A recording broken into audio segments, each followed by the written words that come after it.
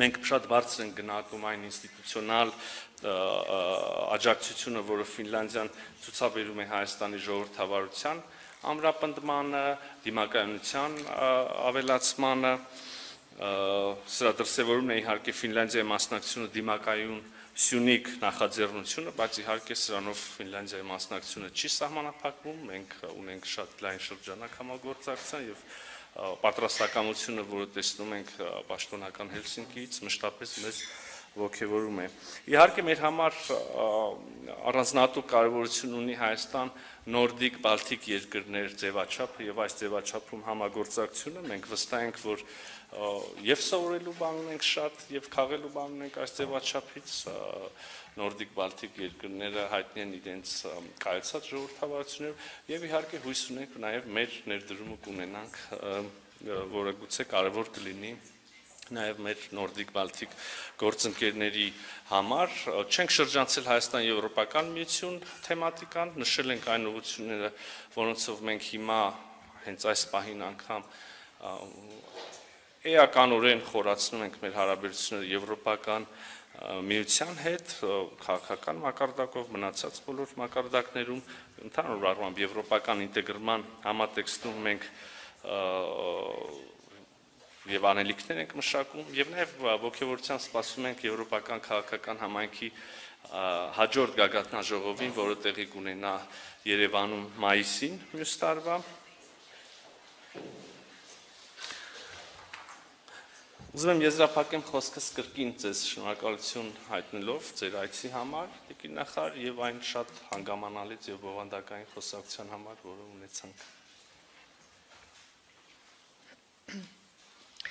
Thank you so much, dear colleague. Անչափ շնորհակալ եմ հարգարժան գործընկեր Պարոն Միրզոյան ջերմ ընդունելության համար եւ այն արգասաբեր բեղմնավոր քննարկումների համար, որ մենք ունեցանք։ Որպես իհարկե գործոր նախագահ ուզում եմ ասել մեծապես մենք գնահատում ենք ձեր երկարաժամկետ նվիրվածության եւ հավատարմության համար այս կազմակերպությանը ջերմորեն ողջունում եմ ձեզ այս հույժ կարևոր քայլերի համար, որ կատարվել է Ադրբեջանի հետ խաղաղության ուղղությամբ, մասնավորապես օգոստոսի 8-ի համաձայնության մասին, որտեղ ունեցավ Վաշինգտոնում։ Մենք բարբերաբար նկատել ենք Հայաստանի աջակցությունը խաղաղության օրակարգին, անկախ բոլոր մարտահրավերների եւ խոչընդոտներ հանդիսացող հանգամանքներից։ Ինչպես նաև այդ համատեղ դիմումն եմ ես ողջունում փակելու ՕՍՀ Մինսկի խմբը փակելու, մենք հուսանք, որ այս բոլոր գործընթացը կփակվի դեկտեմբերից ոչ ավելի ուշ երբեմն պատրաստ է շարունակելու ընդլայնելու համագործակցությունը այնպիսի ոլորտներում, որտեղ Հայաստանը կարողանում է արժեք ավելացնել, ինչպես նաև իհարկե կարողանում է արժեք ավելացնել։ Հույժ կարևոր է խաղաղության այս գործընթացը ամրապնդել այն շարունակական բնույթ տալու է այդ խոստումնալից քայլերին, որն արդեն իսկ կայացված է։ Ստորագրելով համաձայնագրի եւ կարգավորելով հարաբերությունները, որպեսզի խաղաղությունը լինի կայուն այս տարածաշրջանում, այս է այն ուղերձը, որ մենք բոլոր կողմերին ենք ներկայացնում պատրաստ ենք սատարելու աջակցելու ձեր ջանքերում։ Այս այցի ընթացքում ուրախ եմ եղել տեսնելու այն բաց մոտեցումը, որ կառավարությունը ցուցաբերում է քաղաք հասարակության հետ այդ վառ հանդիպումների եւ երկխոսություն իրականացնելու, որպես ԵԱՀԿ նախագահ Ֆինլանդիան հույժ կարևորում է քաղաք հասարակության ամրությունը, հիմքը ժողովրդավարություն եւ հասարակության թափանցիկությունը, այս բոլորը մարդկանց կարողությունների մասին է, որ նրանք կարողանան որոշումներ կայացնել եւ ընտրեն։ Մեծապես գնահատում ենք մեր երկկողմ հարաբերությունները Հայաստանի հետ, որը հուսանք, որ ել ավելի կամրապնդվի առաջ ընթանալով։ Ողջունում ենք շարունակական հարաբերությունները եւ գործընկերությունները Հայաստանի եւ Ֆինլանդիայի միջեւ բոլոր մակարդակներով քաղաքական, տնտեսական, ինչպես նաեւ խաղաղության եւ բարգավաճման հենասյուները ամուր պահելու եւ առաջ տանելու համար անչափ շնորհակալ ենք մեզ հյուրընկալելու համար այսօր։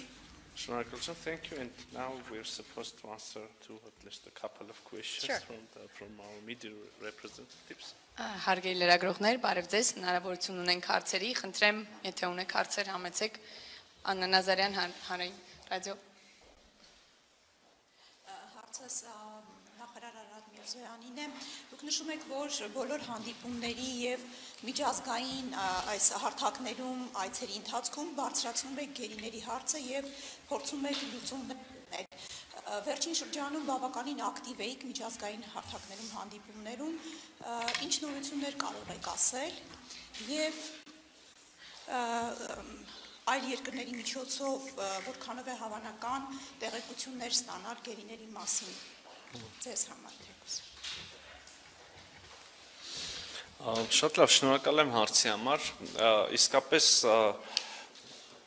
հաստատված խաղաղության պայմաններում Հայաստան-Ադրբեջան կարգավորման գործընթացի ուրեմն շրջանակներում էական մի քանի հարցերի շուրջ ձեռք բերված համաձայնությունների պայմաններում այդուհանդերձ մնում են որոշ հարցեր, որոնք դեռ լուծման կարիք են զգում եւ հավելյալ ջանքերի կարիք են զգում, լուծված չեն ըստ էության այս պահի դրությամբ, եւ հենց դրանցից մեկը կամ առաջինը Բաքվում պահվող պատանդարված անձանց գերիների ուրեմն ազատ արձակման հարցն է։ Մենք ամենօրյա մեր աշխատանքն ենք իրականացնում այս ուղղությամբ, ոչ միշտ տեսանելի, ոչ միշտ արդյունավետ, հակառակ դեպքում հարցը վաղուց լուծված եւ դուրս եկած կլներ օրակարգից, բայց մենք իրականացնում ենք այդ աշխատանքը